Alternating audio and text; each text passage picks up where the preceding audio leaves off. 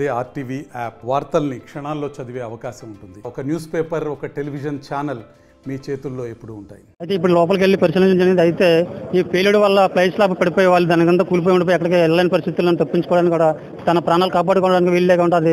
Bore అనేది దాని ముందు పడిపోవడం వల్ల దాదాపు 7 చనిపోయారు. ఇంకా చాలా మంది లోపల ఉన్నారు. దానికి రావడానికి టైం పడుతుంది. మరి వాళ్ళ పేర్లు కూడా మీకు తెలియజేస్తాను. వి సంజయ్ నాయుడు అనే ఒక అతను, రామరెడ్డి, హారిక, సతీష్, తర్వాత చిన్నారావు, మోహన్, దుర్గప్రసాద్, ప్రకాష్, గణేష్, వీళ్ళ 8 మంది బాడీలు ఇప్పుడు స్వాధీనం చేయడం జరిగింది. ఇంకా కొన్ని బాడీలు కొద్దిగా అంటే స్లాబ్లో బరువు కింద ఉండడం వల్ల వాళ్ళకి టైం పడే అవకాశం ఉంది. కాబట్టి ఇంకా చాలా మంది కూడా అంటే గాయాలు తెలిగి విశాఖపట్నం హాస్పిటల్ కూడా తరలించడం జరిగింది. ఇండిపెండెంట్ అభ్యర్థిగా నామినేషన్ మీరు రాజ్భవన్ మాట్లాడుతున్నాను.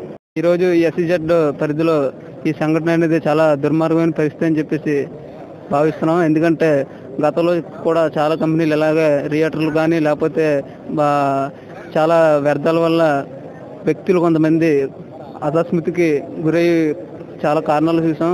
ఈరోజు అయితే చాలా దుర్మార్గమైన పరిస్థితి. ఇంచుమించు ఈ ఘటన 2 గంటల నుంచి 2:30 లోపు జరిగింది.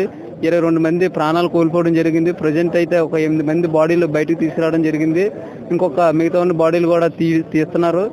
చాలా దుర్మార్గమైన పరిస్థితి. ఇంచుమించు 150 నుంచి 200 మంది గాయాలతో చికిత్స పొందుతున్నారు ప్రజెంట్ ఆసుపత్రిలో. ఇదేంటని మేము గేట్ దగ్గర ప్రశ్నిస్తే మమ్మల్ని పోలీసులతో బలవంతంగా బయటికి నెట్టే పరిస్థితి అయితే నెలకొంది అక్కడ. ఈ దుర్మార్గమైన పరిస్థితి కంపెనీలు, ఫార్మల్ కంపెనీలు ఎందుకు ఇలా జరుగుతున్నాయో, ఎందుకు ఇలా చేస్తున్నారో అయితే అర్థం అవ్వట్లేదు. మమ్మల్ని బలవంతంగా పోలీసులతో బయటకు పంపించి ఈ యొక్క కంపెనీ లోన్ జరిగిన సంఘటన బయటకు రానియకుండా లోకల్ నాయకులతో కుమ్మక్కై జరుపుతున్నారు కంపెనీ యాజమాన్యం. దీనిపైన చట్టపరమైన చర్యలు తీసుకోవాలని చెప్పేసి ప్రభుత్వాన్ని మేము కోరుకుంటున్నాం. మాది పుడుమడక గ్రామం, వైఎస్ఆర్సీపీ సర్పంచ్ అభ్యర్థి మేరీ రాజేష్ నా పేరు.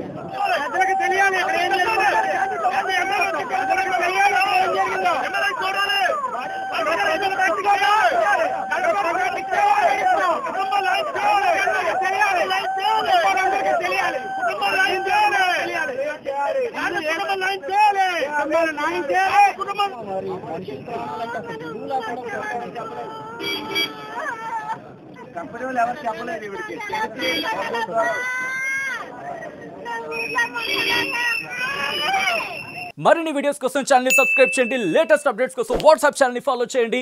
అండ్ లింక్ డిస్క్రిప్షన్ లో ఉంది.